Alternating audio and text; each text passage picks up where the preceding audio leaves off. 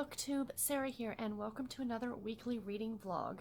Today is Saturday, November the 17th, and it's just before 7 p.m. at night. I thought I would sit down and do my usual intro on this, where I show you guys what I've been knitting on this week, and tell you guys what I've been reading today. So, as you can see, I don't know if you can see over my shoulder, I was playing around with my bookshelves over the last few days, and I kind of rearranged them, organized them a bit. I really like the way they look. I think it's really pretty. So up on the top, I've got that pile right there. That's library books, except for the top one. The top one is the next book I have to read after one of the books I'm reading right now. And then the rest of them are actually library books. Yes, I went to the library the other day. Sorry, the cat's getting into all the things as usual.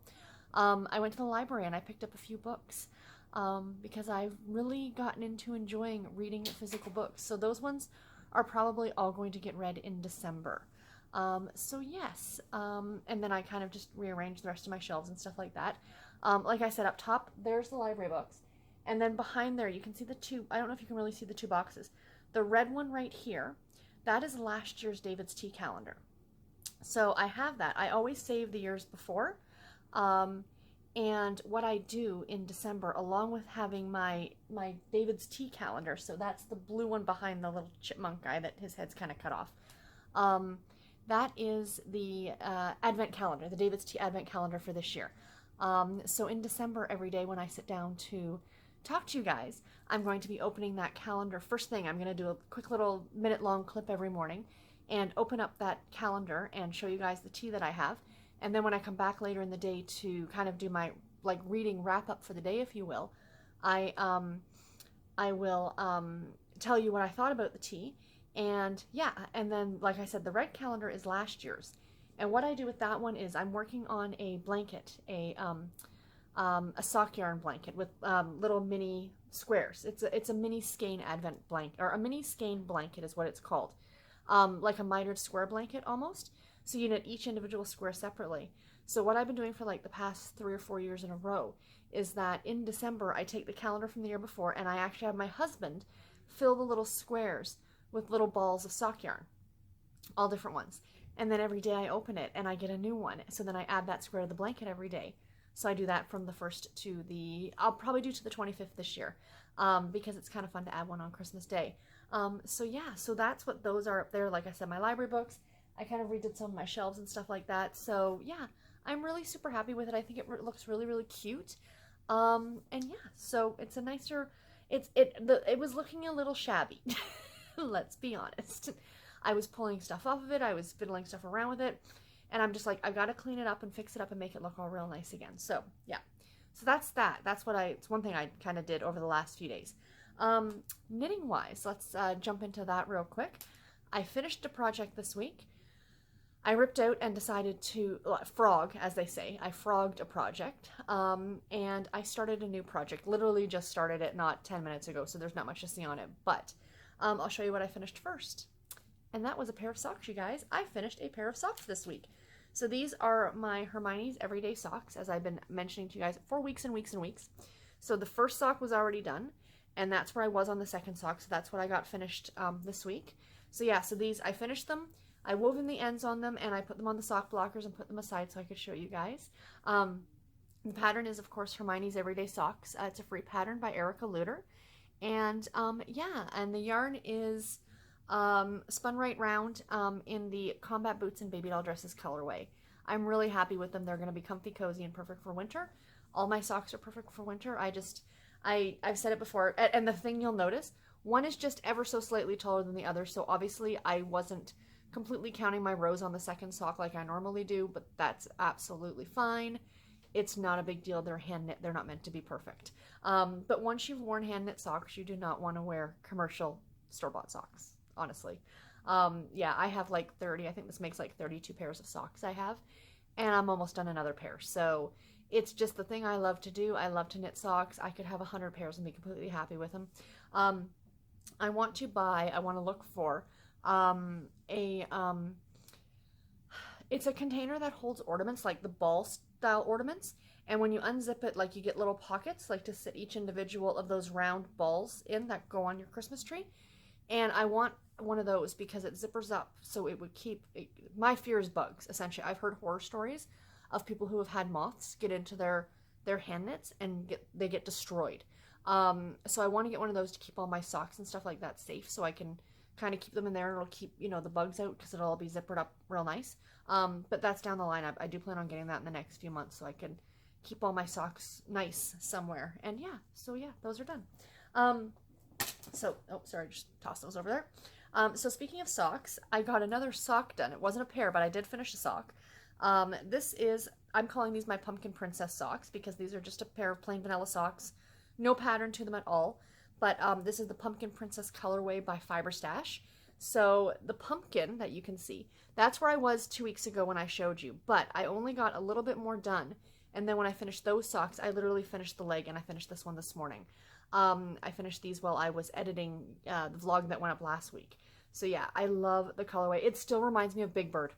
That's all, like when I see this, I think of Big Bird's legs, that orange and pink color of his legs. So yeah, so heels in, obviously. But yeah, I'm really happy with this first one. So I got that done. And then while I was, because it took forever for the vlog to upload, so I was sitting there listening to my audiobook. And I always like to cast on the second sock immediately, just so I know that it's done and I don't have to worry about doing it later. So I did get that done.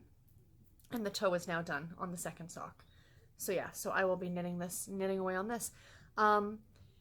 Is it Cheryl from CR Flames fan? If you watch her channel, she's also a knitter, and she shows off her knitting like every couple weeks or every week or something like that when she does like a little reading update. And she knits her socks 2 at a time. So she would knit both socks concurrently on one needle. So you'd need a much longer cord than this one. I have not done it yet. I know that yarn management can be a little bit of a pain when you're trying to, because you essentially would have 2 balls of yarn. So to keep them from getting tangled, it can be a little bit of a pain. So that's why I prefer doing just 1 at a time. It's fine. It doesn't bother me. I know a lot of people don't like this because then they get to the second sock and, oh my gosh, I have to knit an entire other sock. But really, it's not that big a deal. I really do enjoy sock knitting. So yeah, so hence the reason why I have like 32 pairs of hand knit socks. But yeah, so the yarn is just super pretty. I love the yarn. I just absolutely love it. My goal is to get the second one done before the 1st of December, so I can get a mini like from the yarn, like wind a mini up, so that can go in my sock yarn blanket. So that's where all my minis come from. Most of them are from my own projects, and a lot of them come from friends and stuff like that. Like when we were at the festival at Rhinebeck, we traded minis. So when I finish this yarn, like when I finish these socks, however many minis I can get out of it, I'll put them in little baggies, and then when I see my friends, I hand them to them, and we kind of exchange little mini skeins. So it's kind of fun. But yeah, so that's living in there. And then the other 2 bigger projects, so I'll show you my mittens first. My mittens living in my pumpkin spice latte bag that I love so much. I got a mitten completed last week, and I started on the second one. Let me reach in here. I have not woven in any ends or anything like that yet. So there's where I was last week, where the owl is, and I got pretty much the ribbing done. This mitten was pretty much done, and I showed it to you guys last time. I tried it on last time. I'll do it again in case you're new. Just again, I like to take my rings off when I put these on because I don't want them to get wrecked. So yeah, so there it is. My only complaint, and I wish I'd thought about it, sorry, is that the ribbing on the top is a little high, and so is it with the thumb. I should have done like a row or 2 less. I could rip it back out because I've still got the yarn hanging, but I can't be bothered. So the way I figure it is that I can just fold this over. It's not a big deal. I can just fold that over and life's fine. So yeah, but I do really, really like them. I'm really, really happy with those. It looks a little bulky right here. That's only because of like my Fitbit and all that stuff. So that's why it wouldn't normally look like that. But I did extend the cuff, the length of the cuff a little bit, because I want to make sure I can tuck these up underneath my winter coat. But yeah, the yarn is called Pumpkin Spice Latte, and it's by Sunrise Fiber Company, who no longer dyes yarn. I've had this yarn for years and years, and it's been sitting in my stash, just waiting for the perfect project, and this is it. So I'll be knitting another pair of these when I'm done for my mom. She asked for them for Christmas, so I said that's fine. So when I'm done these, I might actually put these to the side for right now. I've shown them to you. Oh, and I've cast on the second mitten. Sorry, I'll show you that. And I'm halfway through a row. Of course I am. So there's the second mitten. That's what I've gotten started. So I might actually just try and work my way through and finish this one, and then just put them to the side because I have a hat I need to knit for my aunt for Christmas, and another pair of these to knit for my mom. So that's my game plan for when these are done. So I might just work through it. I can probably finish them this week, and then that gives me like 4 weeks to finish a hat and another pair of mitts, which is more than enough time. I can get a hat done in just a few days, so that's not too bad. So yeah, I don't know if you guys can see behind me. Garrett went ahead and hung a couple ornaments on the tree. That's all he's hung, are just those 2 freaking ornaments. I put, can you see? No, you can't see it. I put one up. You can see right there. I put one up right there. The rest of them come out tomorrow, and we put the star on the top of the tree because that's tradition. Is tomorrow on Sunday is the Toronto Santa Claus parade. So that's typically when the tree goes up. But Garrett jumped the gun and did it now. And next week we will put all the, or tomorrow we will put all the ornaments on it. So yes, that's my mittens. The last thing's a sweater. Let me put my rings back on before I forget. I've been showing you guys for the past however many weeks that sweater, the rose cardigan, that big rectangular looking weird thing. And I was working on it last night, and I'm knitting away on it, and it just didn't feel like anything was happening. And I was honestly getting bored of it already. And I just kept thinking to myself, I have 3 more of these like triangle thingies to knit, and then I've got to, you know, put them all together and finish it off. And I love the sweater. I think it looks very, very cool. But the amount of time it's going to take me to finish it, to how much I'm actually going to wear it, do you know what I mean? Like, if it was a sweater I could finish in like a month, I wouldn't care. And if even if I only wore it like a half a dozen times a year, you know, that would be fine. But I like sweaters. I like classic pieces. Do you know what I mean? Like sweaters that are like an everyday kind of thing, you know. And as much as I loved it, I just realized it wasn't for me. So I ripped out everything that I had done, and I'm using the yarn for a new sweater. And it's by the same designer. Excuse me, I'm just going to move over and grab my tablet so I can show you guys a picture of what this sweater looks like. It is by the same designer, which is Drea Renee Knits is the designer's name. Let me just turn down the brightness on this just a little bit. So it's called the Comfort Fade Cardi. So it's a cardigan. You guys know I love my cardigans. And I'm just going to show you oh, yes, blah, blah, blah, blah. So let me just make it bigger. So that's the cardigan. Isn't that pretty? Sorry, you can see it in the viewfinder. I apologize. But yeah, isn't that gorgeous? Now, see the different colors? It's like a gray and a blue. This is called the Comfort Fade Cardi. So you're meant to actually fade like 2 to 4 colors, your choice, 2 to 4 colors into the sweater as you do it. I'm not doing that. I'm doing it literally all in one color. But I really, really love, can I make it bigger? Too big. Oh, no, there we go. That's good. Come on. Focus. It's taking just a second. But I really love the really wide, like this here. I think that's really cute. Bear with me and I can show you another. Sorry, I have this pulled up in my Google Drive because that's where I have the pattern sitting currently. I don't know if there's any more pictures on here. Yeah, so here we go. So there's the back of the cardigan. And I just really love how thick the this part is, like around there. I just think that's so pretty. And I do love the fade look in this. I think it's super, super pretty.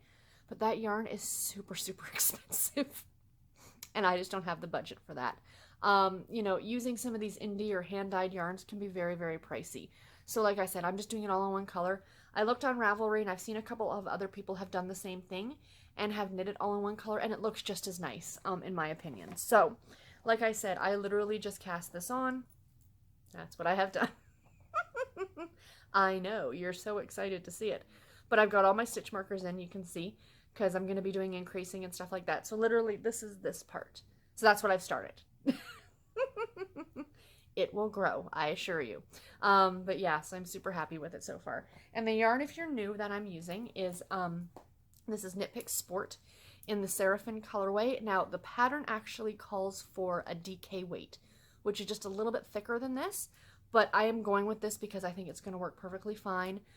This is lovely yarn. It's acrylic. I prefer to do all my sweaters in acrylic if I can, because of what I said a little bit earlier about bugs is one thing, and another thing is it's really, really easy to take care of them. If they get soiled for some reason, you can just throw them in the washing machine. So that makes me happy. But yeah, so that is what I'm working on, and it's going to live in my kitty cat bag. So yeah, so that is all the knitting for this week. I will have more to show you next week. Oops, I just dropped a sock. So what have I been reading today, you guys? Epic fail on last week's vlog. Oh my gosh, when I was going back to edit it, I'm like, I completely forgot to wrap up 2 books that I had finished. I can't believe I did that. And then I didn't come back on Friday night with an update of what I had read during the day on Friday. So yesterday on Friday, I had started reading Chasing Christmas Eve by Jill Shalvis, narrated on audio by Karen White, who I just absolutely adore. And it was really, really good. I finished it today. It was about 9 hours on audio. As you guys know, I listen to stuff at double speed. And yeah, I really enjoyed it. It's about a woman by the name of Colby. And, is it Seth? Why am I blanking on his name? I literally just finished the book. Seth, I think. He's the resident geek of the group. So the entire, this is book 4 in the Heartbreaker Bay series. And the whole series is about this group of friends who live like within this like little apartment complex in San Francisco, around this fountain, and this fountain is supposed to, when you throw a coin into it and make a wish on it, true love happens. So like I said, this is the 4th book, and like I said, Seth, I think it can't be Seth. What is his name? Where'd my tablet go? I need to look now because it's going to drive me crazy. 2 Goodreads. Yeah, so anyway, he is like the resident geek of the group, and the backstory for him is that you find this out like early on in the series, is that he actually owns the building. He is a multimillionaire. He had this great tech idea and he sold it to like Google or something like that and made multi-millions of dollars. And now he, still invents things. And right now he's working on a drone to drop medicine into like 3rd world countries or something to where it's, for people to get medicine. Colby and Spence, that's it. I don't know why I had Seth on the brain. Spence. And so Colby is a very famous YA author. It sounds like she did like a Shadowhunters or Mortal Instruments, Hunger Games kind of series of books. And her first book is being turned into a movie, or has been turned into a movie, and it's going to premiere on New Year's Eve, I think. And so she's kind of hit writer's block. She had originally written the 3-book series, like the trilogy or whatever for these books. And then because they did so well, her publisher's like, we want a 4th book. But she didn't have a 4th book. There was no 4th book. But they wanted her to essentially make something up. Like, write that book. We want it. And I have to wonder how much of it Jill Shalvis pulled from talking to other authors. Like having your publisher kind of, I'm not saying her in particular or a certain publisher, I'm just saying in general, just talking amongst authors and stuff, like how many authors have had this same instance with their publisher saying, the books did so well, we want another one in the series. And, when you've got no more to give, like you've told that story essentially. So that's the point that she's at now. So she has a lot of responsibility with her family. She has 2 younger brothers who are a set of twins, and her mother is like another kid kind of an idea. They all need to be taken care of, and she's of course made a lot of money now. She also writes under a pseudonym. And so she goes to San Francisco and she meets Spence right off the bat. And then the relationship kind of goes from there. They're both kind of workaholics. They're both, like they've got a lot of similarities. But they were so adorable together, and I really, really enjoyed this one. It was a Christmas story. Takes place in the month of December leading up to Christmas Eve. Chasing Christmas Eve, of course, is the title. And I loved it, guys. I gave it 4.5 stars. I thought it was absolutely fantastic. My issue with it is at the end. My only reason it didn't get a 5-star is that I felt that the relationship conflicts that Colby had with her brothers and her mother were like very quickly resolved at the end. Like it was a little, from how much she was dealing with to the resolution, it just seemed very quick to me. but that's fine. I mean, that's a very minor thing. It's still 4.5. It's pretty much 5 stars. I love this one. So what else am I currently reading? I am currently reading Proof of Innocence by Leona Worth. I'm about 80% of the way through it right now. I should get that one done tomorrow. This is the final book. I'm not sure what book number it is. I do apologize. I want to say it's 6 or 7 in the Capital Canine Unit series. And this is about a group of canine police officers who work for the government. It all takes place in Washington, D.C. And this is a mini-series within the Love Inspired Suspense line. And they are all, the entire overarching plot, is a senator's son was murdered in the first book. So this plot line has kind of like weaved its way through all the stories up until this point. And at this point, the girlfriend of the senator's son, was accused of the murder originally, and she's been on the run for 6 months. So now she's been caught and, not caught, but they found her. And now it's kind of going through that part, and everything's going to be resolved in this book, which is great. When you read this kind of like a mini-series, it's nice to finally get that resolution at the end. The other book that I am currently reading, I'm sorry, it's a little bit out of my reach right now, is, what is it called again? The Mavericks Christmas to Remember. And I'm about, I think I'm I'd say maybe 60 or 70% of the way through it. I'm reading it as a physical copy. And it is about a woman who falls off of a ladder at work at the very beginning of the book. And she hits her head. And she gets a little bit of amnesia. Not a lot, because she remembers everything leading up to the fall. The problem is that when she wakes up in the hospital, a man that happens to be there, he happened to show up at this office with his buddy. And she had never met him before in her life, but she kind of saw him and then fell. She swears up and down that that's her fiance. But of course, they've never met before. So, that's kind of where the story goes, and that he decides it's be too traumatic for her to try and tell her any different. So he kind of goes along with the farce, and the story goes from there. So it's been really cute and really, really fun. I should get that one done in the next day or so. And the book that I've been absolutely loving that I've been reading, The Christmas Sisters by Sarah Morgan. Yes, I'm still reading this. I'm about that far through it. I have a bit more reading to do today. I want to get to there. So if you look at, I've got about 100 pages still to read today, and it's already 7 o'clock at night. But I had a nap this afternoon. So I predict I will be up a little bit later tonight. So I will I'll get to where I need to get finished today, and then this one will actually be completed tomorrow. So yeah, so I am absolutely loving this book. It is so, so good. If you haven't heard about what this one is about, it's about 3 sisters who are biological sisters, but they were all adopted by their mother's best friend. Something happened to their parents when they were quite young. I've literally just hit a point in the book where I found out what that is. I had an inkling the whole time. It's kind of alluded to the entire time, but the actual what happened has now played out in a flashback, and it's really, really good. So the 3 sisters, Hannah's the oldest, and she's like a workaholic, and she has a secret that she's keeping.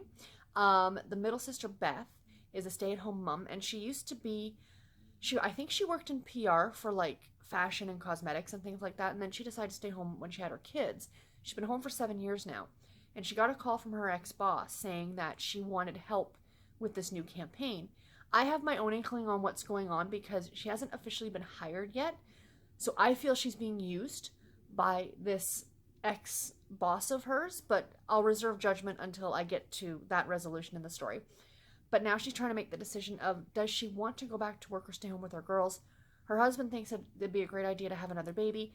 She's very, very much against that because, and what I loved in this book, or so far that I've read so far, is that you read a lot of books and, oh, how wonderful pregnancy is and it's fantastic. Now, I've never had a baby, so I can't confirm or deny if this is the truth or not, and everybody's experience would be absolutely different. But Beth hated it. She said it was her, the delivery terrified her both times because they have 2 little girls. She disliked being pregnant. She didn't like the way she felt. She didn't like how sick she was. And it's kind of refreshing to read in a contemporary novel somebody talking about stuff that they don't, it's almost like some people sugarcoat, pregnancy is the most wonderful thing ever.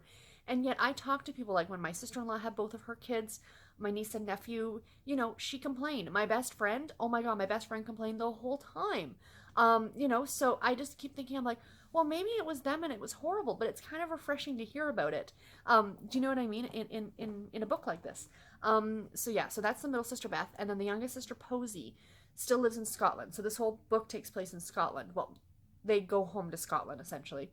The two older sisters, Beth and Hannah, both live in Manhattan in New York. But Posy stayed in the Scottish Highlands, and she runs the local cafe with her mum. And she's kind of being primed to take it over when her mother eventually decides to retire. And she doesn't want that. She wants to be she wants to go on adventures. She loves to rock climb and to ice climb and to mountain climb. And she works for the local search and rescue in the area. But she wants to do more. She's, I guess, climbed the Alps and she's climbed in the Highlands, but she wants to go to North America and do it. And she's met a guy. And so there is a romance in here, of course, too. But yes, I am absolutely loving this book. I am so, so happy with it. And I cannot wait to finish it. Hopefully that should be tomorrow. But anyway, guys, this clip has been already horribly long. But yeah, so that is it. That is all I have for today. I'm going to go get my dinner now because I'm starving. And I'll talk to you guys tomorrow. Bye, guys.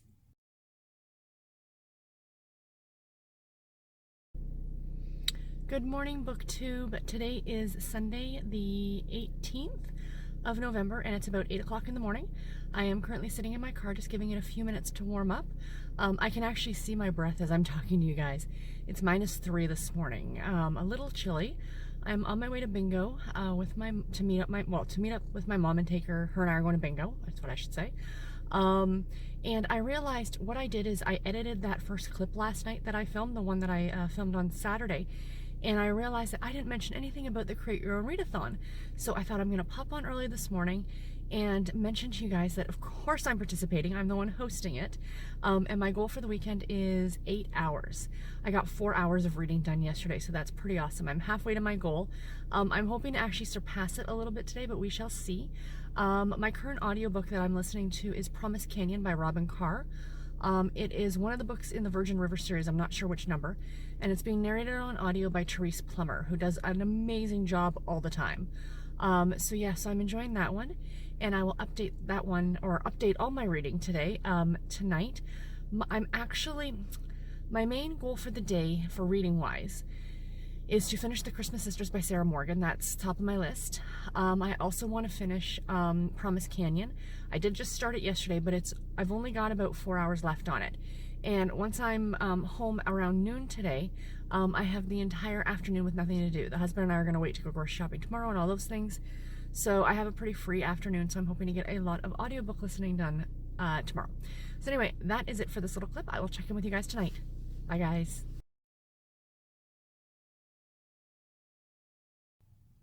Hi guys, it is Sunday night. It is about 8:30 and I thought I would just pop in really quickly with a reading update and a little mini book haul that I have from today.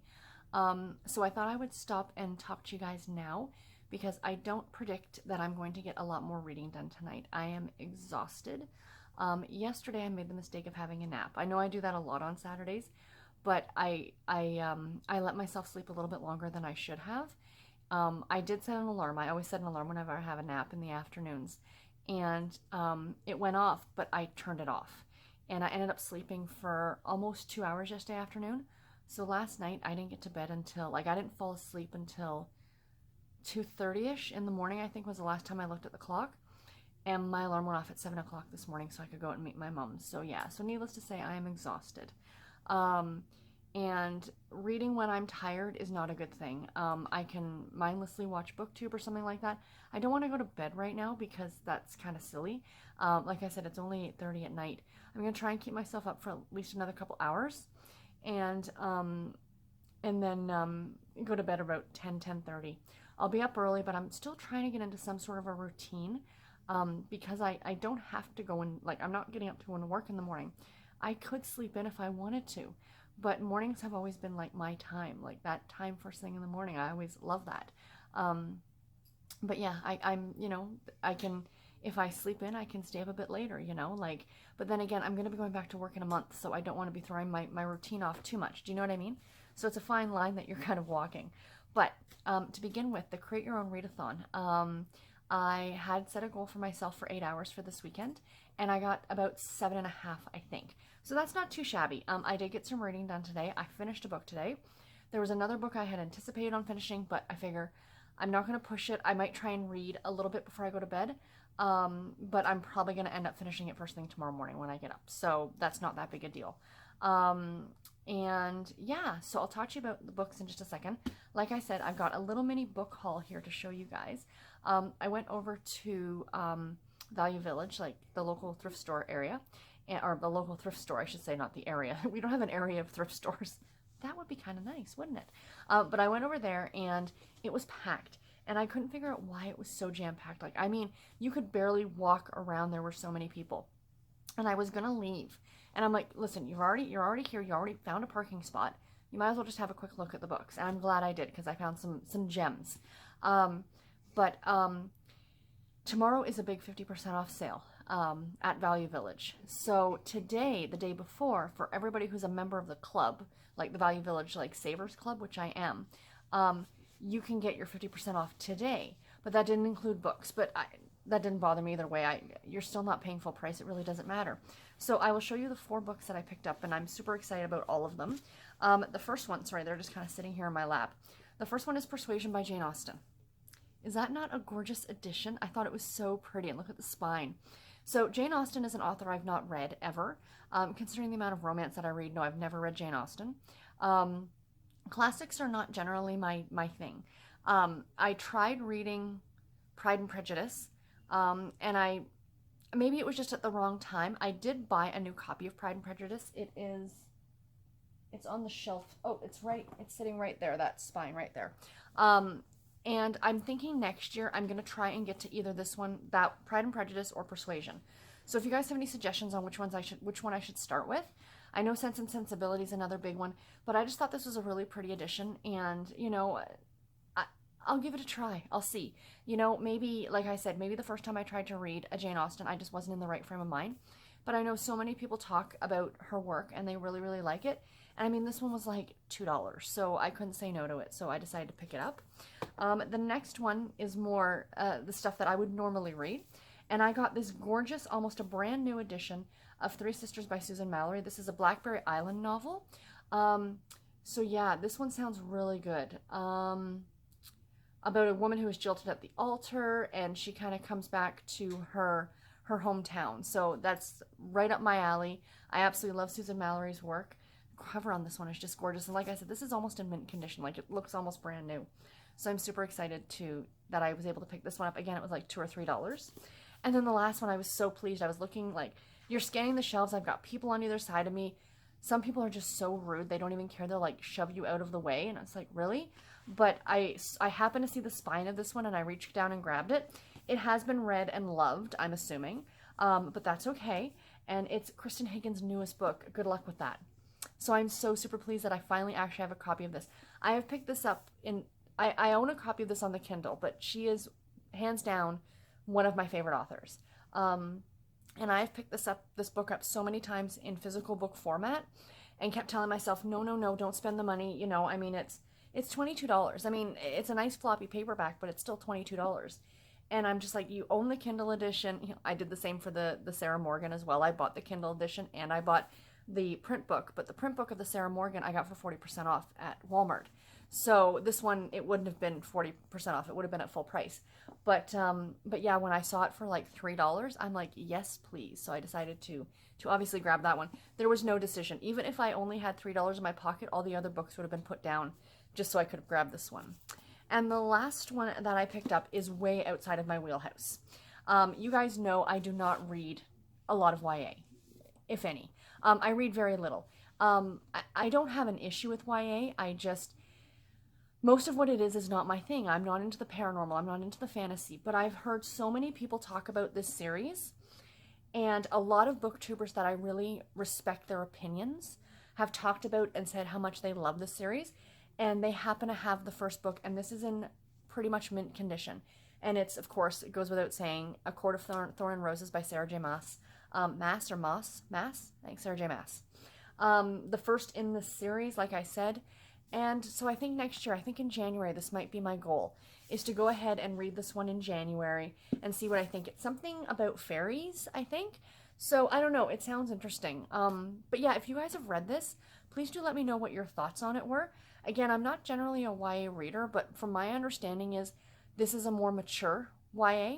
My biggest issue with YA books is the fact that I cannot empathize with the characters. It's been far too long since I was that age group. I mean, yes, I am reading through the Sweet Valley High. I am reading through the Nancy Drew and the Babysitters Club.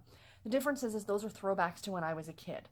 Whereas, a more, one of these, like a more recent YA novel, I always have a hard time kind of empathizing with the characters and being able to identify with the characters and things like that. But yeah, so anyway, let me know, you guys. I couldn't pass, again, it was $3.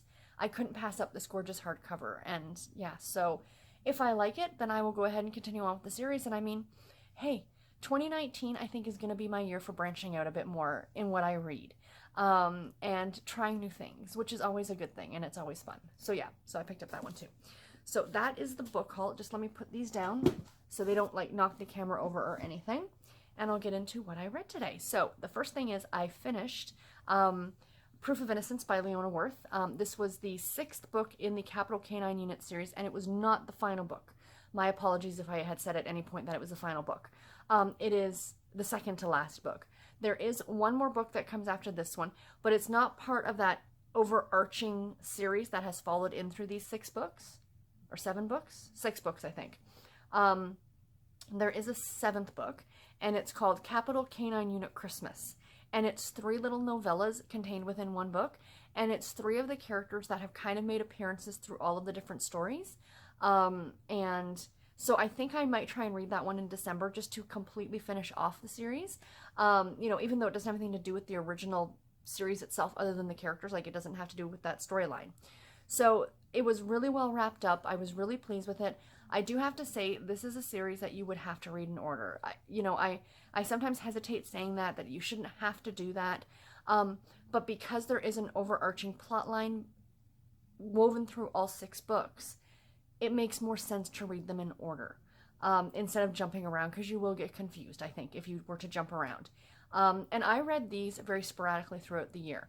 So it's not like I read them back to back to back. I mean, I read one and then I would skip a month or 2 and then I read another one.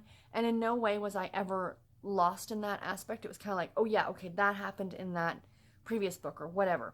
So yeah, so like I said, the final one in the series, I don't want to talk too much about it.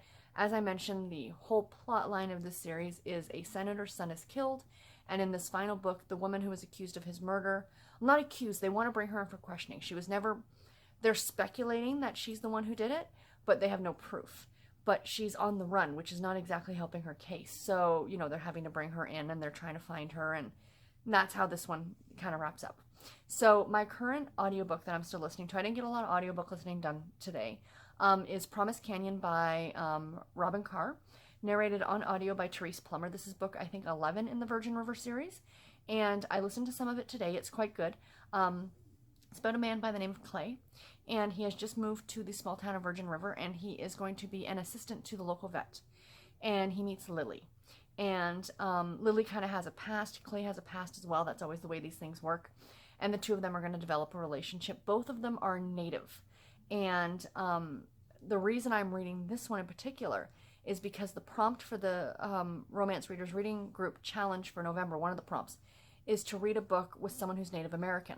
So both of these main characters are, so that's great. And yeah, so far I'm enjoying it. Robin Carr's writing is really great. I really enjoy the narration on this one. I've got about 3 hours left to go on the audio, so I was hoping to finish it today, but I figure I'll probably finish it tomorrow.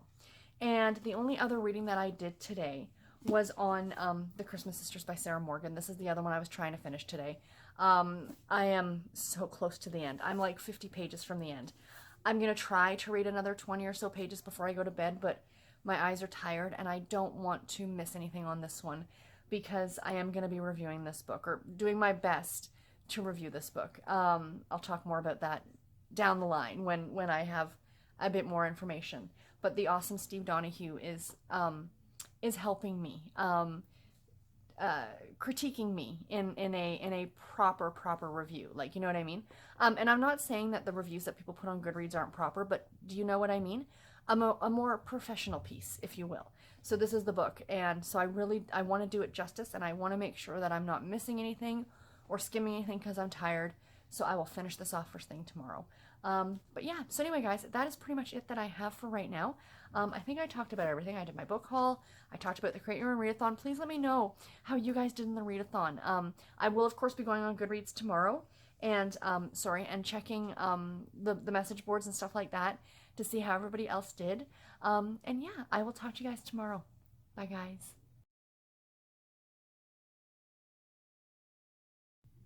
Hi guys, it is the 19th of November and it's about 10:15 at night, and I thought it was about time for me to sit down and chat with you guys. I wanted to wait until I finished the book that I was reading before I sat down and talked to you. But today I finished 3 books. Yes, I finished 3 books. That is insane. I did a lot of reading today. It was a very low-key day for us here, which was really nice. I went out for a little bit for about an hour earlier today to go and do a quick little grocery shop. And then Garrett actually went into our back storage closet and pulled the Christmas decorations down. So we got, the decorations are now up on the tree. So it looks a little bit nicer than it did before when it was just plain. But yeah, so that's pretty much all we did today. I sat around and I read. I was gonna go and have a nap, but I made sure I didn't because I know how that ends for me. It's never a good thing for trying to sleep at night. I am tired, but I'm not exhausted. I actually slept in a bit this morning, which is, for me, it's a little weird. I slept into almost 8:15, which is quite late for me, actually. I'm usually up around 6:30, 7 o'clock, so that wasn't too bad. And I got up and I got dressed and I headed off to McDonald's because here in Canada for the next month or so, it's $1 coffee. Now, I think in the US, when I was down there in October and I went through the drive-thru, the coffee was, I think, $1. But here in Canada, it's normally not. But they do special promotions about maybe 3 or 4 times a year, like every 3 months or so. They will do $1 coffee for almost a whole month. So, hello, cheap coffee. And I do love McDonald's coffee. So I went over and got that, and then I came home and I plopped myself down on the couch and I listened to my audiobook and did some knitting. And then the day just kind of progressed from there. And, I just kind of filtered. I switched between the 3 books I was reading as the day went on. And yeah, so it was a really enjoyable day. Very relaxing day, which is exactly what I needed. When I was at Walmart, I was walking around and I was looking at the kids' clothing. And I do have my niece and nephew that we have to buy for at Christmas. And I'm not big on getting them toys. They have so many toys. They do not need anymore, although auntie and uncle are usually the ones who should be getting the toys that make the noise. But I like my brother too much to do that. So I was trying to debate on exactly what I wanted to get the 2 of them for Christmas, because as you guys can imagine, I'm a big advocate of getting kids books. So for the 2 of them, I'm going to get them each a pair of pajamas, because there's nothing like having new jammies at Christmas. That's just my opinion.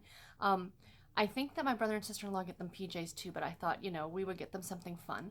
Now, my niece is 8. She'll be turning 9 in February. And my nephew is a year and a half, so there is quite the age gap between the 2 kids. But I thought pajamas and books would be cute. So if any of you guys have suggestions on books for a 1.5-year-old, I guess, I know he's not going to be reading them, but, I know he does love books. He will pick up books and wave them at you to get you to sit down and read with him, which is fantastic. My brother is an avid reader, like both of us are. We grew up in a house of readers. My sister-in-law, not so much. She will read on occasion. It's not like she doesn't, but it's not as big a thing to her as it is to the rest of us, where we always have books on the go. My sister-in-law doesn't typically, but that's cool. Now, Katie, my niece, loves to read as well, which is great. So my mom told me that she had bought her a box set from Costco of some of the books in the Babysitter's Club series, and I thought that was great because last Christmas I got her one of the graphic novels, and she really loved it. So 8 going on 9, I think that's a great age for those books, because I'm pretty sure I was about that age as well. But the ones I think, because I don't want to kind of piggyback on that same idea, I'm actually going to get her some of the Nancy Drew books. I'm going to try and find her like The Secret of the Old Clock. I know it might be a little mature for her, but at least she'll have it for later. But I thought about also trying to find her some of the Nancy Drew, I think they're called the Clue Crew, and it's Nancy Drew as a girl in middle school. I don't know how old she is, but I just thought that they looked cute and that that would be appropriate for her. You know, a lot more low-key mysteries, but I thought that that would be a lot of fun. I thought she'd enjoy that. So yeah, so that's kind of what I was thinking about today. So I've got to go out and try and find some cute jammies for them and stuff like that. But I just thought that's a fun gift, and even if I did that every year, and you know, Auntie Sarah and Uncle Garrett always got them, you know, jammies and books. I love that idea personally, and having that kind of tradition. Like I know for Garrett and I, most of the presents that we buy for each other, we kind of know what they are. You know, we kind of get a list and stuff like that, but we each always buy each other a pair of PJs. And I don't know what it is, but I just think that that's just cozy, especially for the winter. Is it just me? I just think it's an awesome idea. Anyway, on to the 3 books that I finished today, because I'm sure that's why you guys are actually here. So the first book that I finished was my audiobook, and that's Promise Canyon by Robin Carr. Book number 11 in the Virgin River series. It was narrated on audio by Therese Plummer, who did an amazing job. I only gave this book 3.5 stars. I had a few issues with some of the choices that the characters made, and the rating, like the narrator rating, I would go like 4.5 stars. But the book itself, only 3.5 stars. And I don't judge a book on the narration. Do you know what I mean? Because the author can't control that. The author wrote the book. I would never, you know, if anything, I would rate the narration separately. You know, but in this case, like if I had to, you know, it wasn't anything to do with the narration, and I don't try and bring that into a factor when I'm rating an audiobook. But yeah, like for one thing, the big thing that was glaringly upsetting to me was our main character Clay, when him and Lily, the 2 main characters of the book, when they start this relationship, she has kind of told him that she's got a boyfriend. She was kind of trying to put him off, and she wasn't really interested and stuff like that. And, you know, so she kind of lied to him essentially and said she had a boyfriend. Well, this boyfriend is actually a boy who's her friend. He is, he's gay, but she always, you know, she was kind of like, not, you know, she was upset about that for the sole fact that they were so great together. Like, they have so much in common, and they would be so great as a couple, except for the whole fact that he likes boys, and so does she. So that was kind of cute. Like, their relationship I really liked, but she told Clay that she had this boyfriend. Well, they actually start a physical relationship. She sleeps with him. Like, he's, you know, like, it's mutual consent, of course, but she still sleeps with him. But the whole time he says to her, he's like, well, are you going to tell the boyfriend? I had real issues with that. If you thought that she had a boyfriend, you shouldn't be coming on to her. You know, that your morals are screwed, you know, in a way. Like, that really kind of bothered me. Even though she technically didn't, he didn't know that. Do you know what I mean? And then she's carrying around this baggage the whole time from something that happened to her when she was 13. Now, granted, it was traumatic in a way. She was in a relationship, a consenting, let me rephrase that. It wasn't consenting because there is statutory rape clauses and stuff like that. She was 13, this other guy was 18, and he took advantage of her naivety and, you know, stuff like that, and they had a relationship that she ended up getting pregnant, and at 13, and she ended up miscarrying the baby. But regardless, I mean, there are laws against that kind of thing. But she is, you know, and I can understand how it would be emotional and how it would be, it would change a lot of things in your life going forward, and I get that. But it's been like 14 years because she's now in her late 20s, and she's still, because Clay is a Navajo Indian. I mentioned yesterday that both of them are Native American. She is a Hopi. The boy that she was with was also Navajo. That she was projecting that that culture on him because they were the same. Does that make sense? And I didn't get it. I didn't see how one factored into the other. You know, you can't paint an entire culture or demographic or anything at all like that with one brush, in my opinion. But so, like I said, I had a few issues with the book, but overall, I did enjoy it. The neat thing about this series is that it reminded me very much of the oh, sorry, I'm drawing a blank. What is the name of that series? Bear with me just a second here, you guys. The Jodie Thomas series, Ransom Canyon, where there is more than one story happening within the story. So there's a lot of different characters in this small town of Virgin River. So you actually had 3 interconnecting stories, but the main one was Lily and Clay. But then outside of that, there was also one where, because this is the first book in the series that I've read, I'm assuming you met this woman in prior books, but she is an older lady. She was in her 80s, and she ended up passing away. And one of the guys in town was kind of left her house as a trust to the town. So he was trying to decide how to divvy it up and what to do with the money and stuff like that. So there was that story. There was another character whose brother got injured in a helicopter accident, and they were dealing with him. So like these were 2 other side stories, like a B and a C plot, essentially, that were running through this story. So I kind of like that aspect of it, that you got more than one thing going on. And those other 2 things didn't necessarily get 100% wrapped up. So it does kind of make you want to read the next book. And I definitely want to go back and read the first books in this series. So I might be adding this one to my Stacking the Series challenge for next year, because I'm pretty sure most of the books are available on audio as part of the Audible Romance package. So that makes it real easy to listen to. So the next book that I finished was The Mavericks Christmas to Remember by Christy Jeffries. I enjoyed this one. I thought it was really, really cute. The premise of this novel, I'm sure I've mentioned it before. It's about a woman by the name of, I've read so much today, I can't remember the characters' names, Caroline, and his name is Craig. And she is working, and she falls off a ladder and hits her head. And while she doesn't have full-blown amnesia, she believes that Craig, who had just stepped into her office, and she took one look at him and then fell, that she believes that he's her fiancé, and the story goes from there. And in order not to upset her or cause any more issues, he goes along with it. And of course, over the course of the book, the 2 of them end up falling in love. He's got a history, with not a failed relationship. I shouldn't say that. That wasn't a failed relationship at all. He has a history with a woman who ended up passing away when they were engaged. And he is quite a bit older than Caroline in this story. So yeah, I not quite a bit. Like, I'm not talking like a 20-year age difference or something like that. I think it was over 10 years that was the age difference between the 2 of them. They kept on saying that he was robbing the cradle and stuff like that.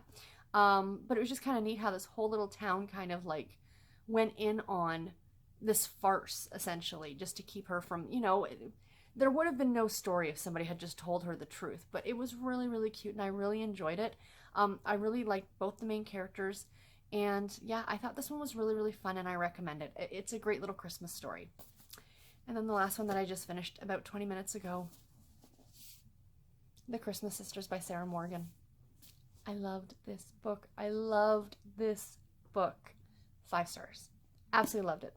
I've been talking about it over the last few days, so I'm not going to get more into it than that. It's a story about 3 sisters who all have very different lives, and they're not very close, and how they all come together at their mother's house in Scotland over the Christmas holidays, and, kind of find out more about each other and about themselves. That's the basic plot. There is something that runs through this book that affected them all as children, that is actually not talked about when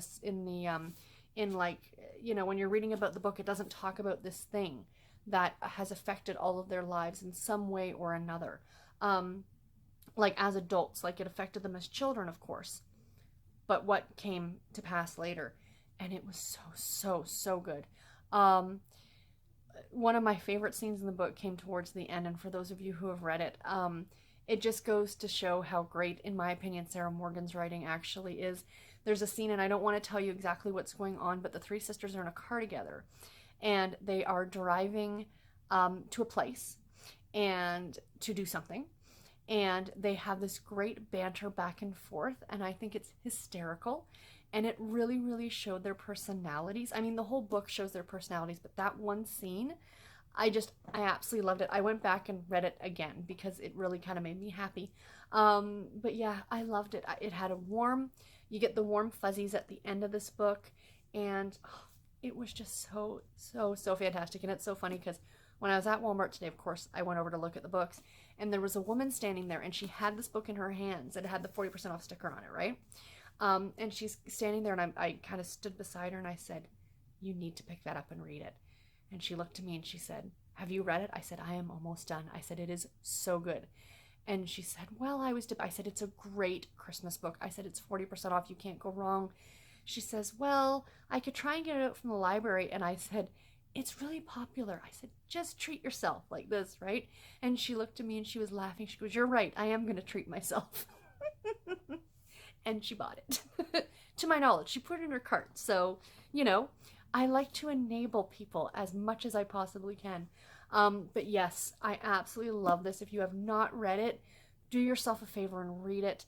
It is available on audio if you're interested in listening to it. It's not part of the romance package or anything like that. It's a brand new release. But if you're more interested in listening to it on audio, then do that. But just do yourself a favor and read it. And this edition, in all honesty, guys, this is a beautiful, beautiful print book. It's got the French flaps, I think these are called, and like the beautiful deckled edges. It's a gorgeous edition. It's going to look lovely, sitting on my bookshelf for years to come. And this, I can definitely see, will one day be a reread because I loved it that much. Excuse me, hiccups. And the only other thing that I read today, I know I got even more reading than that done. I did start reading, what's the book called again?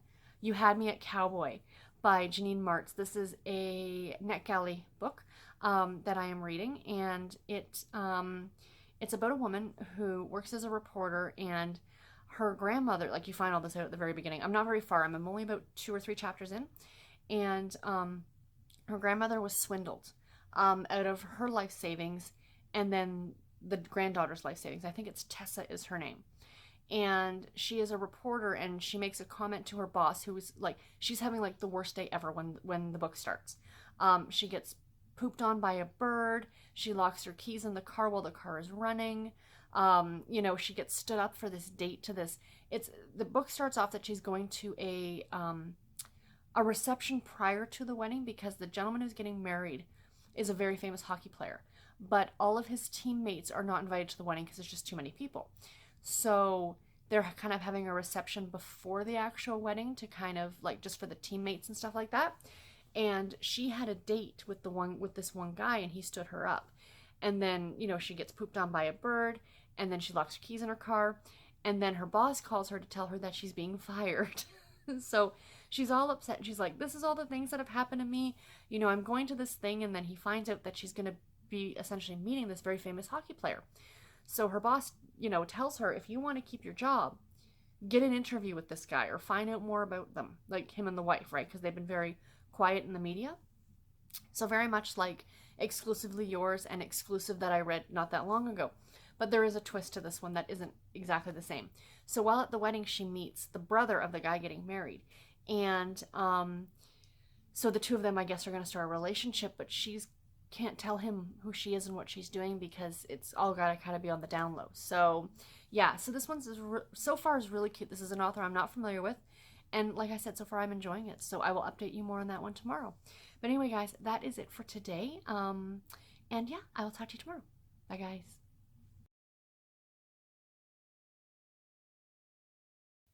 Hi guys, it is Tuesday, November the 20th, and it is about 11:45 at night.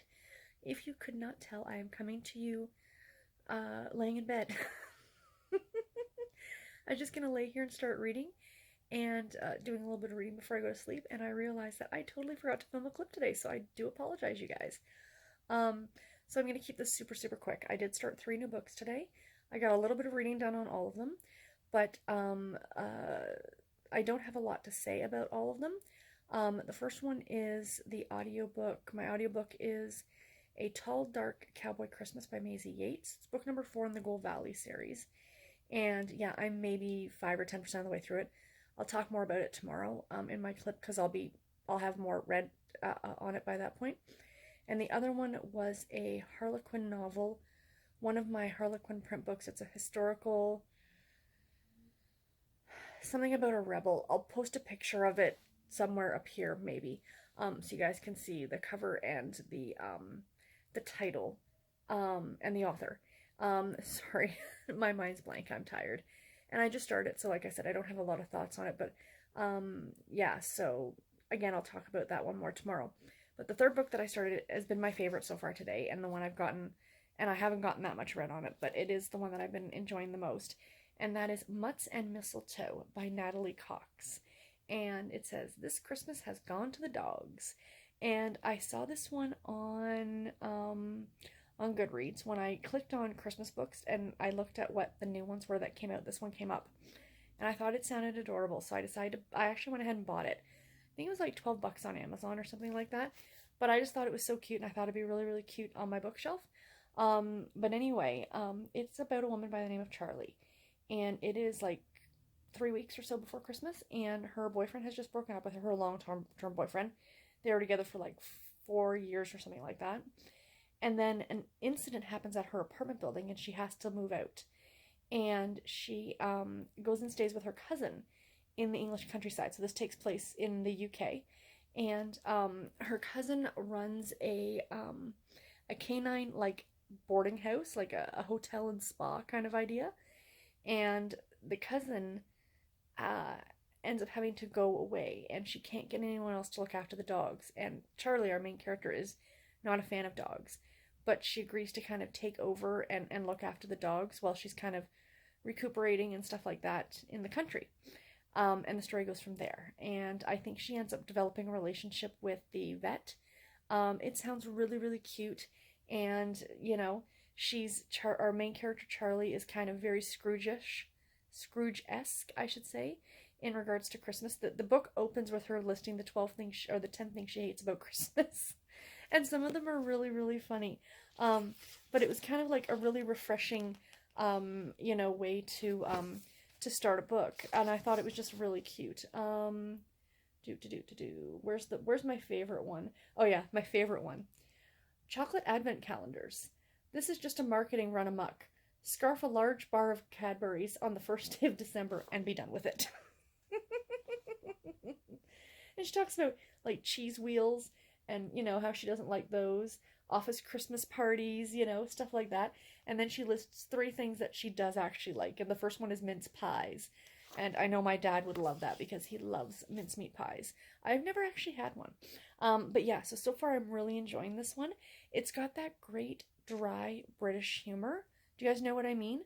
And yeah, so I will obviously update you guys more as I get more read on it. But I just thought it was so stinking cute and a great Christmas book. But anyway, guys, like I said, I was going to keep this short. I will talk to you tomorrow.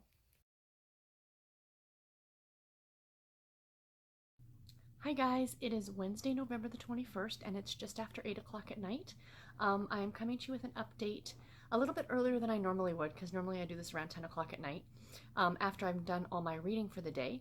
But I'm coming to you a little bit early today because I'm still planning on doing some reading tonight, but I am actually potentially heading out in the next hour or so to pick up a friend of mine.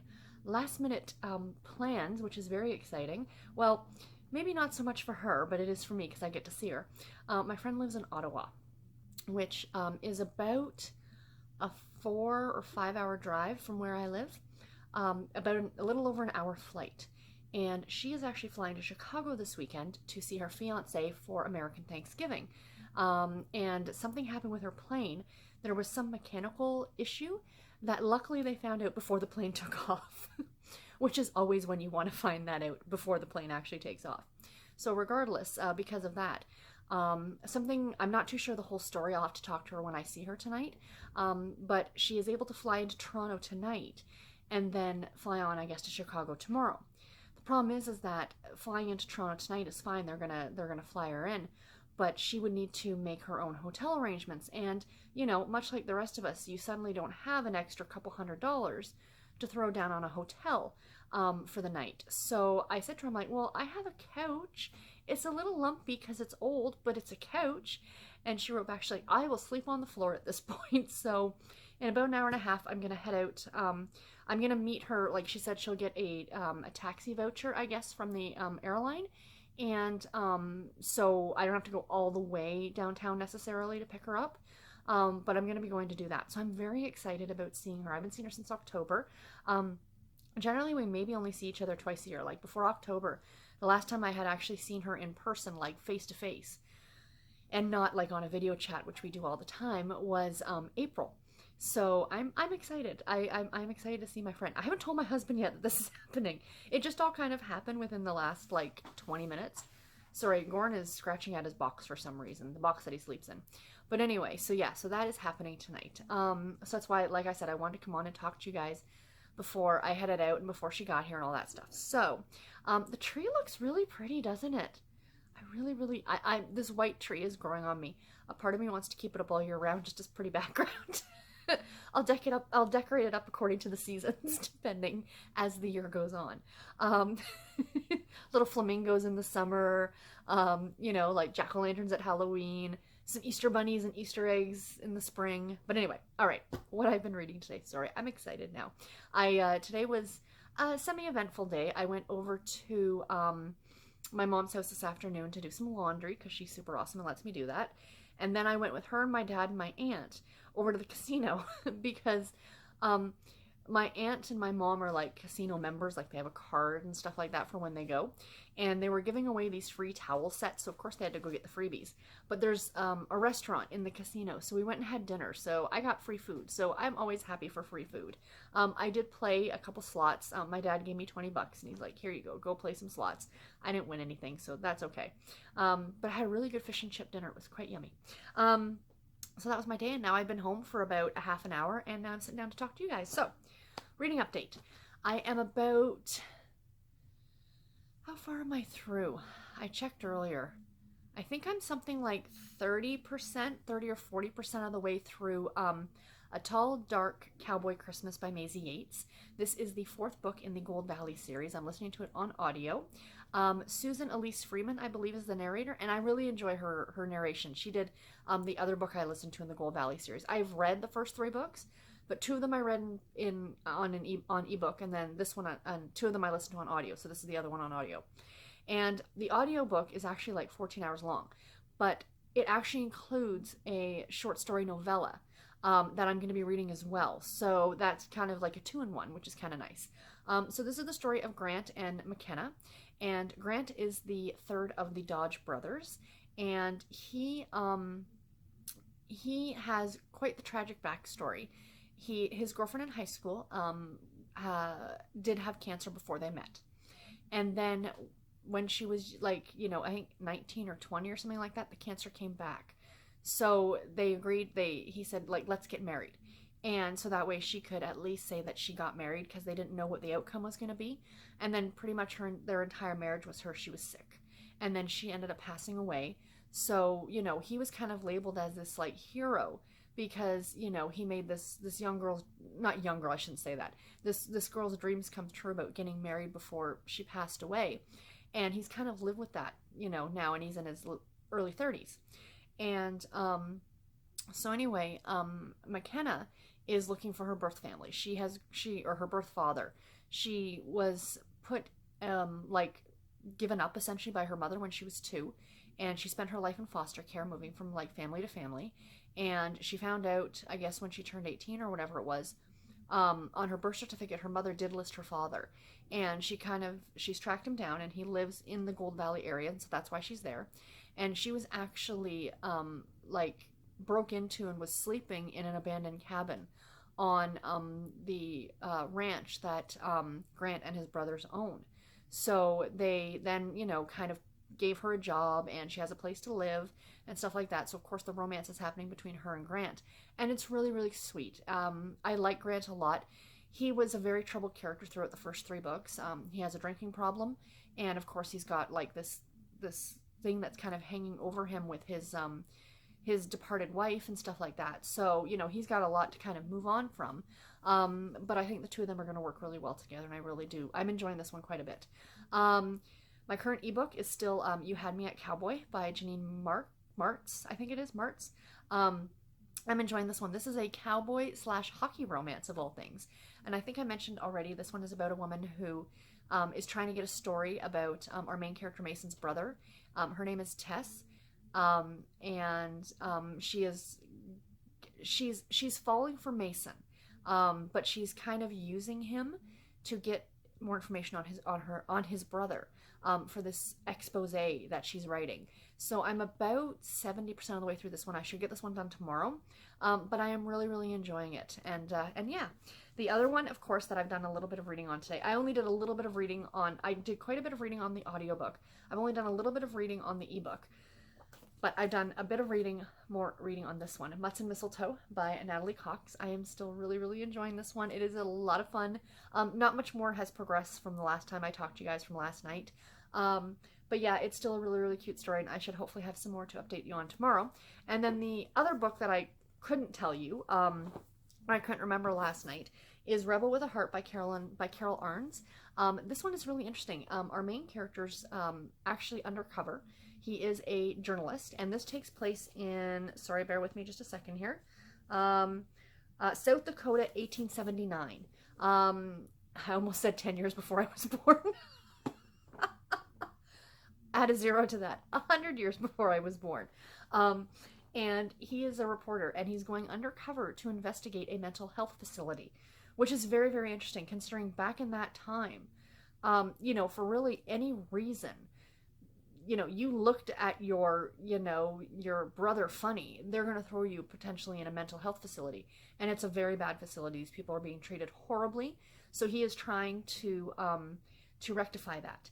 And then our main character, his name is Trace. Our main character, Lilith, which I love that name. I think it's very pretty. She is actually in town for a reason similar, that her sister was thrown in there by her brother-in-law, but like the sister's brother-in-law, because I guess she was causing trouble. So he made up an excuse and had her committed, essentially. So she's trying to get her sister out. So I'm only about 30 pages into this, but so far I'm already really enjoying it. I really love this plot line. I think it's very interesting. And Trace and Lilith used to know each other when they were really little. So they've both grown up now. So of course he doesn't even recognize her anymore. Or like, he recognized her right away. She doesn't recognize him. So yeah, so the story should be really good, and I'll update you, of course, as I go. And the last thing, I finished another book today. I finished my Nancy Drew book, The Secret of Redgate Farm.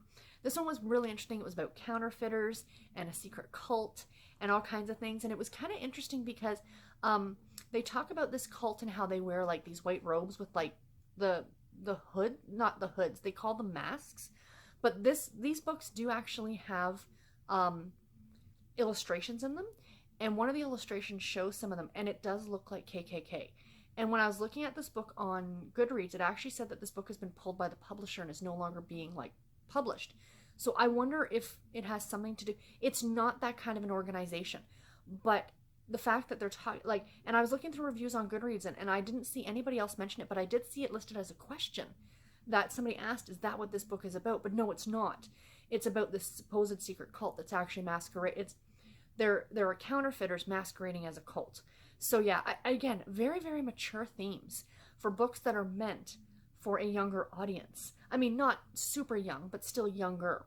But I really enjoyed it. I gave it 3.5 stars. And yeah, so anyway, guys, that's my reading for today. My husband just texted me, so I better call him and let him know that we're having a visitor tonight. He might want to know that. And anyway, guys, I will talk to you tomorrow. Bye, guys.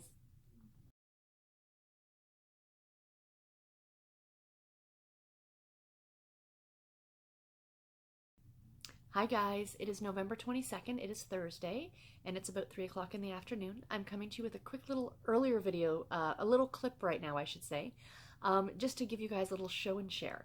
I went over to the library after I dropped my husband off at work about an hour ago, and I had a book on hold, so I picked that up, and of course I couldn't resist looking at the other books that they had, so I picked up a couple other books, and then I got a bit of mail.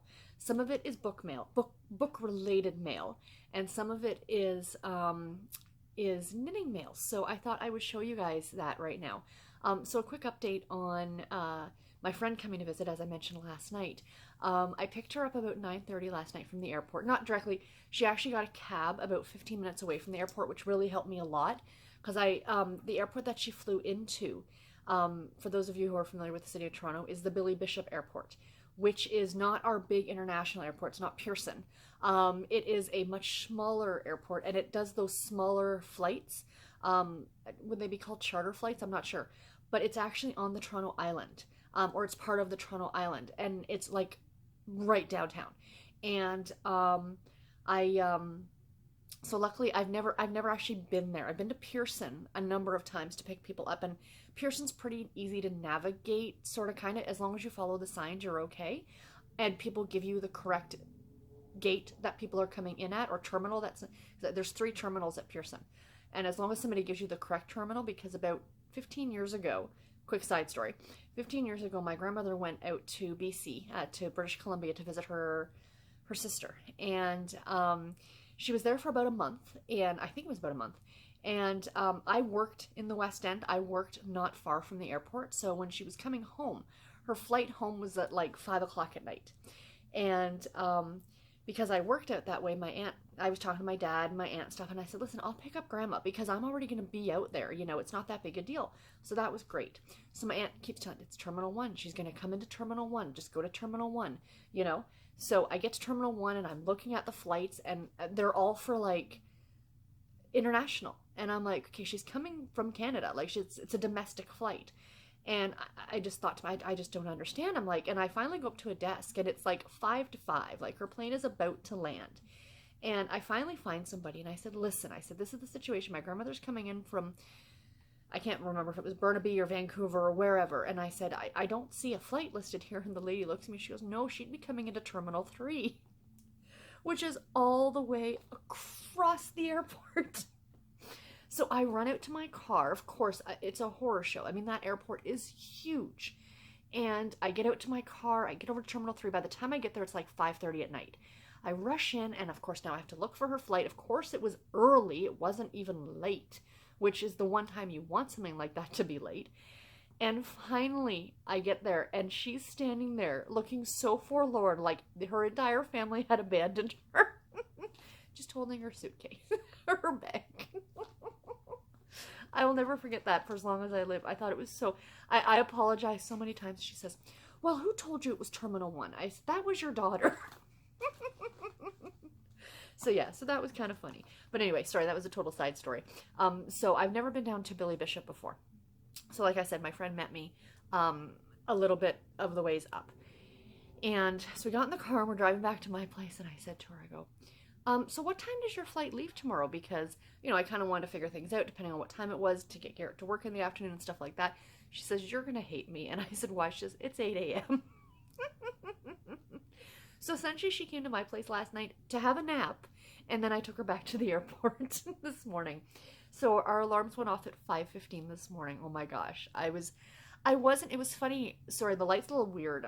I know, because it's really bright out right now. And,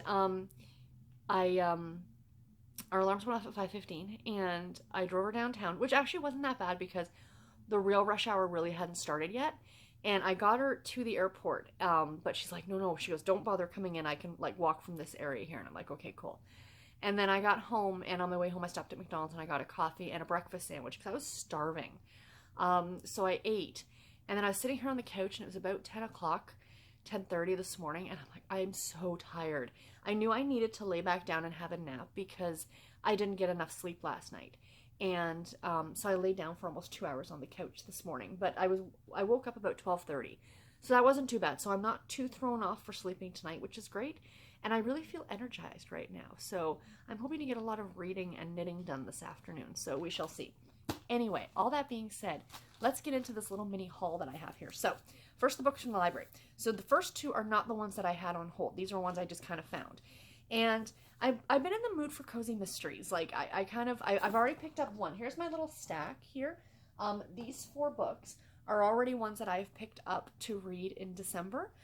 That's another one that I plan on reading next, the one at the top. But these 4 are ones that I plan on reading in December. Now, I will not be doing when I do my December TBR, I will not be talking about those physical books because these are ones I'm going to do my best to get to. If I don't, I'm not going to kill myself, kind of an idea. But I've really gotten back into reading physical books again over the last few weeks, and I've been really loving going to the library and picking up stuff. So I have one cozy mystery up here. Death with All the Trimmings, and I'm sorry, I can't see the author's name. You know what, maybe I will show these in my December TBR, but regardless, in case there are people who don't watch my vlogs. But the other one I just picked up is Duck the Halls by Donna Andrews. This is another cozy mystery series. It's quite, there's a lot of them, I think, in the series. But yeah, this one came out in 2014, I think. But it looked really, really cute. I mean, Duck the Halls. Like, I just love the titles of cozy mysteries. And this is a Meg Langslow Christmas mystery. So yeah, it looked really, really cute. And I thought, oh, it's Christmas. Everything in December is Christmas or holiday themed. So I had to pick that one up. Trying to figure out where to put these. The other one I got is a Bella Andre, which I've read her before. This is part of the Sullivan series, and it's a Sullivan Christmas. It's called Kissing Under the Mistletoe. This one, you know, it looks a little bit chunky, but I mean, like, come on. Like, that's going to take me no time to read. I mean, you know, these are really relatively easy books to read. This is a gorgeous little hardcover edition, too. I really, really do like it. So yeah, I don't know if this is part of the series or if this is separate from the series. It really doesn't matter. I mean, I'm reading stuff out of order now, so, you know, it is what it is. But yeah, so all of these, and plus the rest of my December TBR are all going to be, of course, fit somehow into the Christmas or the holiday book bingo. So yeah, so that one looks like it's going to be really fun. And then the last book that I got is actually the only one that I know for sure on my holiday book bingo what category it's going under. And this is going to be for nonfiction. I searched everywhere for this, and finally I noticed the library had it. It does look a little dense, so this might be a little bit of a slower read, but I'm hoping to enjoy it. I mean, nonfiction tends to kind of be that way. Oh, good, there's illustrations. That's fantastic. And the book, I'm sure you want to know what the book is, The Battle for Christmas by Stefan Nessenbaum. So yes, it says, a social and cultural history of Christmas that shows how it was transformed from an unruly carnival season into the quintessential American family holiday. So I think that sounds like a lot of fun. I've been looking at this book for actually a couple years. I had it on my wish list on Amazon for a while and stuff, so I just thought this one looks really, really good. Like I said, it looks a little dense. Oh, but hold on. Bear with. Oh, geez. Okay, so it's 320 pages. That much of the end of it, it doesn't seem like much, but that much, that's all notes. So like an appendix, I guess. So maybe I'll start with this one. So I can hopefully get through it. But yeah, I am actually really looking forward to it. I love the history of just about anything. So this one just sounded like a lot of fun and, you know, something that would be relatively interesting. So yeah, so I've got that. So that's my little library book haul. Sorry for shaking the camera. The next little package is my knitting mail. And I treated myself to some new knitting needles. This was right when I came back from, sorry, I'm going to open the package. This is right when I came back from the festival in October, because I had bought these needles and I really, really liked them. And I decided to treat myself. So I bought just a circular needle. So I decided to treat myself to these ones. These are the Knitter's Pride Zing, and they're a special interchangeable needle set. And this is perfect because I started knitting my aunt's hat. But this is going to be perfect because I think I'm going to rip it out and start again. So this package contains 7 knitting needle tips. So you get the tips. Let me open this package. Sorry about the crinkling, you guys. So you get just the tips of the needles. And then you also get, this is a gorgeous little set. It's like a little zippered, almost like a little wallet. And open it up. And then you also get a cables and then the things to attach it. But this, when you attach the cable to whatever size tip it is that you're looking at, whichever one of these needle size that you need, and I do kind of love the fact that they're all in different colors. I think that's kind of awesome. You will get a 16-inch long circular needle, which is perfect for hats. That's what they always call for hats. So I'll be casting back on my aunt's hat, but you get US 4, 5, 6, 7, 8, 9, and US 10. So I'm super glad to have another knitting needle set. Now, these little cords, I have a ton of cords that I use, and they're all interchangeable. So the cords that I already have will work absolutely with these needles, which is fantastic. And this was relatively inexpensive. Some of them I saw online were like $70 or $80, and I think I got this for like 40 or 50 bucks. So, you know, I saved a little bit of money. So yeah, I'm super, super pleased with it. I think it's really cute, and it's great to have some more needles. So that is the knitting mail. It smells a little funny, you guys, to be honest. So, my bookish mail. I know it doesn't look very bookish, but I assure you that it is, and I'm very, very excited to get this. I'm actually very excited to get both of these because of the current strike with Canada Post that I'm actually getting packages. I have one more outstanding package that I actually have to go pick up, and it's a book that I ordered from Book Outlet. But these I ordered a few weeks ago. I've ordered from this company before, and they are bookmarks. Again, because I'm reading some physical books now, I kind of like having bookmarks. So, you know, I see all the cute bookmarks on Instagram, and Instagram is an enabling place for books. Oh my gosh, it's so bad. And book accessories. But I picked up these ones because I wanted some holiday ones. So this is from S.J. Wonderlands, and she is on Etsy. So yeah, so there is her her thing. And this is how they come packaged. Isn't that cute? The little Christmas washi tape. Oh, I just love it. So these are made to order. Like when you order them, that's when she makes them. So it can take a couple weeks for them to ship out, depending, I guess, on how busy she is. So if you wanted to order something for the holidays, I suggest you do it sooner rather than later. Let me just open this up. Oh, they're so cute. So the first one I got says "I Smell Snow, Stars Hollow," which is of course I almost said Golden Girls, a Gilmore Girls reference. The Gilmore Girls are the Golden Girls when they were younger. Wouldn't that be like a weird alternate universe? So yeah, so I thought that one looked really, really cute. The next one that I got was this one. I thought it was so adorable. It just says Book Elf. Really cute. And then I got this one, which I thought was just gorgeous. Tidings of Comfort and Joy. These are all so relatively inexpensive. Canadian, they were less than $3 each. And the shipping to Canada is super, super reasonable. And then Let It Snow, I Have a Good Book and a Blanket. That one is like all winter long. And these I'd use all year round. Like I'm not just going to use them at Christmas, but I mean, they're just too cute. And then, oh yeah, another Gilmore Girls reference, but this is one that is non-Christmas, but I had to have it. It says, "How many cups of coffee have you had today? None plus 5." So yes, I thought that was awesome too. But yeah, so there's all the bookmarks that I got. So yeah, that's my little kind of a little bit of a longer little clip here, little mail haul. I will do my best. I'll make a note because I try and make notes now on my laptop of stuff that I want to include in the description box below when I post these. So I will post a link to this woman's Etsy shop, so you can definitely go and check it out. She's got all of her holiday designs out now. So like I said, they're less than $3 each Canadian, and that's really reasonable. So I'm not sure of the American price, but yeah, definitely go check it out. So it's S.J. Wonderlands with a Z at the end. But yeah, really, really cute bookmarks. A lot of stuff that is pop culture reference. Harry Potter, Gilmore Girls. I know she has a lot of Anne and Green Gables and stuff like that as well. So yeah, so I'm super, super happy with her, and I will be purchasing a lot more from her because I just love her stuff. So anyway, guys, that is it. I will see you guys later on today. Bye. Hi, guys. It is later on Thursday. It's 10 o'clock at night, just after 10. And I was just sitting down. Well, I've been sitting down all night. I've been doing some knitting. I was working on a Christmas present for my aunt, the hat. And you know, watching through booktube videos and stuff like that. I've gotten on this kick lately. I've been watching a lot of John Oliver. His, like, I don't know what they're called because I don't actually watch his show on HBO, but I did come across him on YouTube, and he does like little like 20-minute long like stuff about current events. And you know, a lot of them are older. I mean, back from when Obama was president, and I still love watching them because there's that great, I really am a fan of political humor, even American political humor. You know, I learn a lot about the US that way. And I've gotten on this kick of watching his stuff, and I'll sit and watch like 4 or 5 of those back to back, like marathoning them. And I'm like, no, must watch some booktube. So, you know, I kind of intersperse them in there. But anyway, so I was sitting down to watch some, you know, I was watching some booktube, and I was about to sit down and watch Karen's video from October. I am a little behind.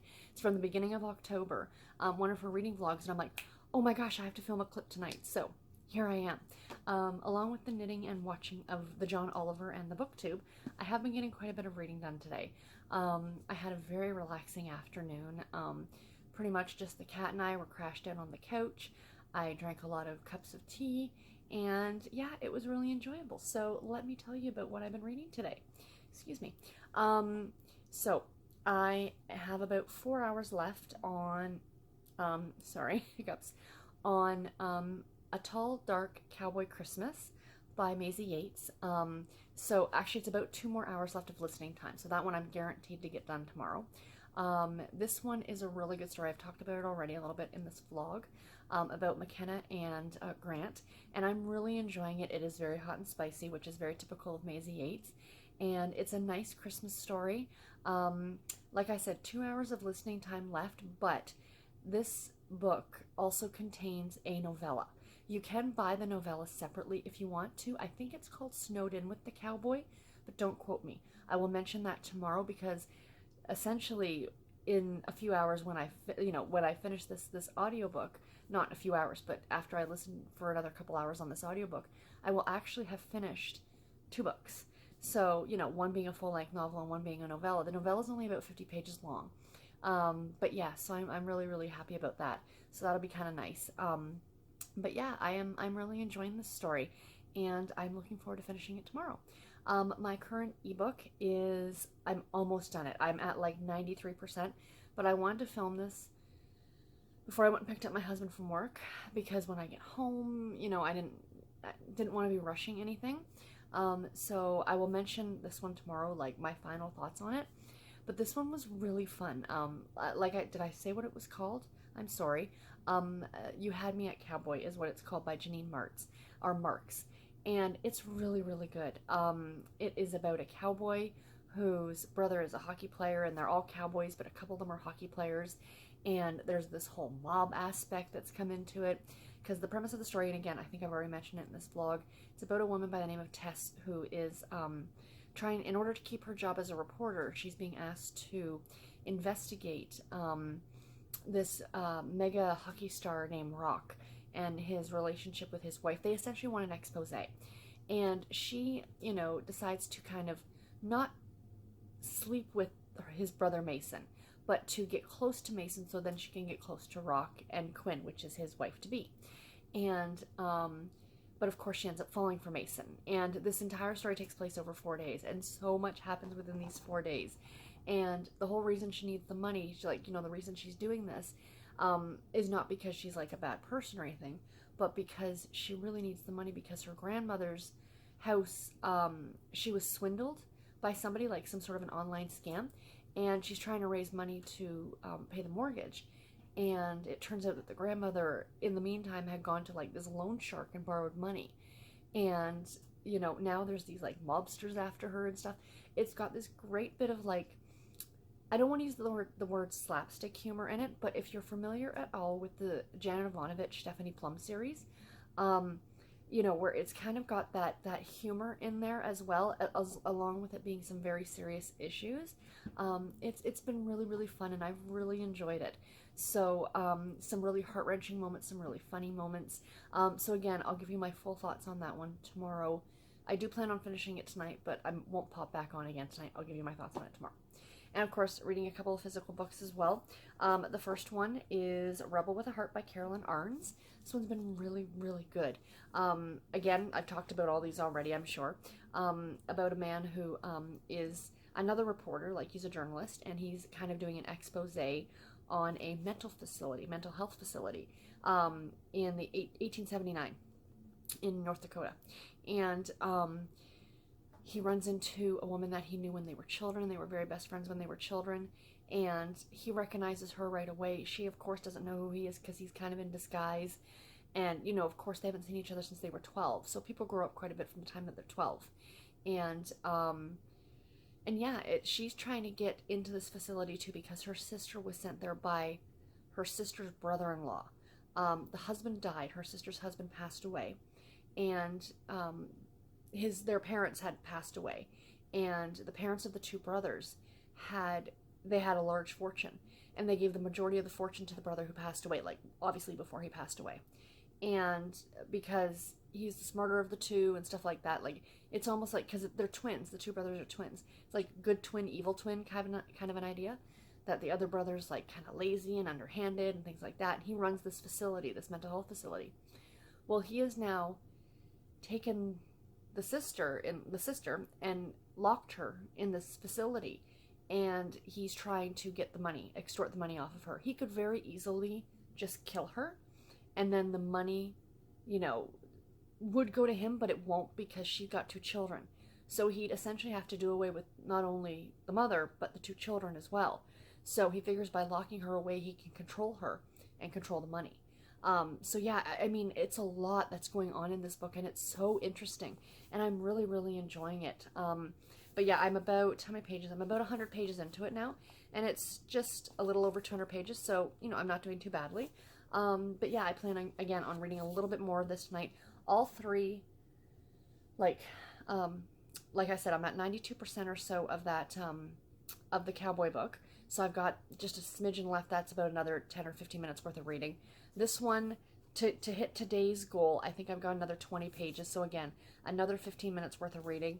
And then the last book, the same thing, to get to today's page goal, is another 10 or 15 minutes worth of reading. So before I go to bed tonight, I'm going to be reading all 3 of these. And the last book, of course, is Mutts and Mistletoe by Natalie Cox. I'm really enjoying this one.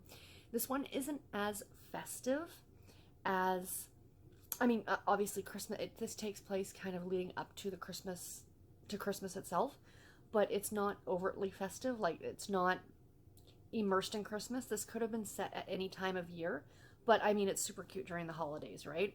And, you know, the vet named Cal that Charlie, our main female lead, is kind of falling for, is starting to become nicer. He was quite rude to her at the beginning, kind of thinking like, what are you doing here? You have no idea how to look after these dogs. You don't even like dogs. And, you know, but yet you're looking after them while your cousin's away. And yeah, it's so far it's really cute. The one dog needs suppositories, let's put it that way. And she said she wouldn't do them. And the cousin's like, well, I'll give you 200 pounds if you go ahead and do it. Of course, it's set in the UK, right? And she's like, okay. So she goes out because her cousin doesn't have a television in this farmhouse that she lives in. This canine, like, doggy hotel. But of course, the cousin lives in a farmhouse. She doesn't have a television.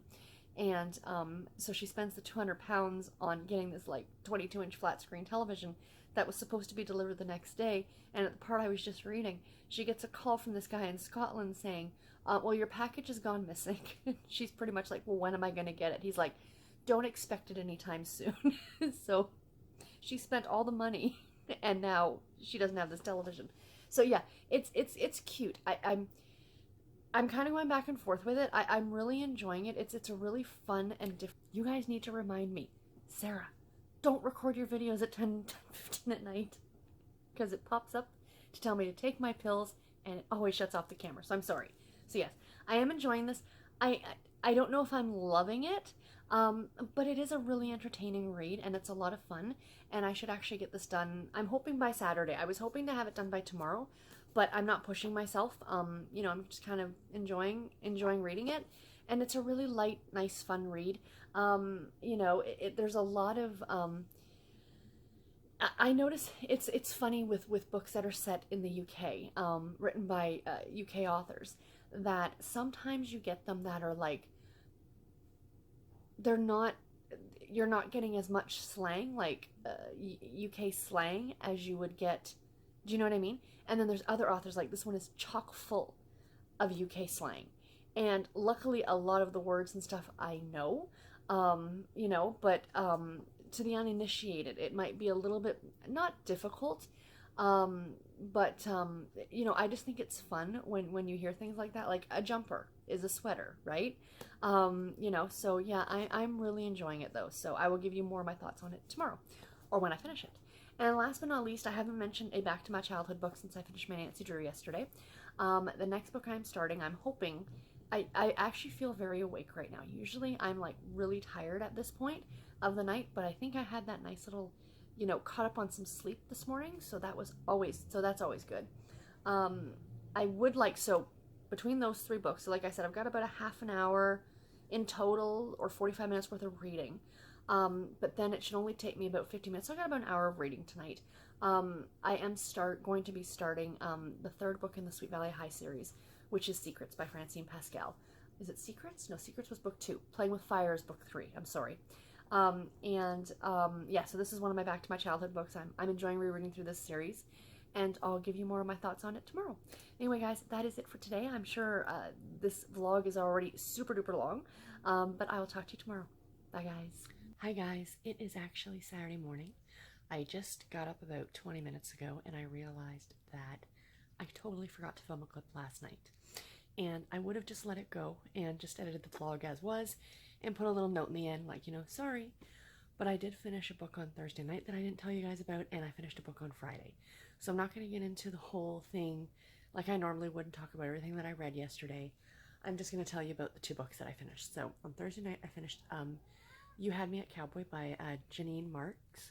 I really, really like this book. I gave it 4 stars. As I said in my little review on NetGalley, it had cowboy hockey players, it had a cookie grandmother character, it had a group of mobsters, an adorable dog, and a really sweet love story. I really, really enjoyed this one. Absolutely recommend it. Sorry, Bernard is demanding his breakfast, so I better hurry this along. The other book that I finished yesterday was A Tall, Dark Cowboy Christmas by Maisie Yates, book number 4 in the Gold Valley series. I've talked about this one in this vlog quite a bit. I gave this one 4 stars as well. It was really cute. My one issue with it was that our main character, McKenna, was in Gold Valley to find her birth family. She has her birth certificate, and all it showed on her birth certificate was the name Hank Dalton for her father. So she tracked him down. Now, Hank Dalton is a very, very common name. So they do say that when they actually meet that she does resemble the family quite a bit, but he was just going to hand her money without like checking for sure to make sure that she was his kid. I don't know about that. I just, that was the fact that it didn't take her very long to track him down, that this is the guy and blah, blah, blah. Like, I guess, he's a famous rodeo star or was back in the day. So I don't know. That was my only beef with it, was that it was a little too easy how she found them. I mean, after she found them, it was a little bit different, right? But just finding them. But still, a really, really good addition to it. So right now I'm actually reading the novella that comes before it called Snowed In with the Cowboy. And I only have an hour left on it yesterday. I only have an hour left on it, and I had planned on finishing it yesterday. But I got busy in the afternoon again. Didn't get that done. So I am off to do that now as I am editing this vlog. And I will talk to you guys in my next one. Until then, take care and happy reading, everybody. Bye.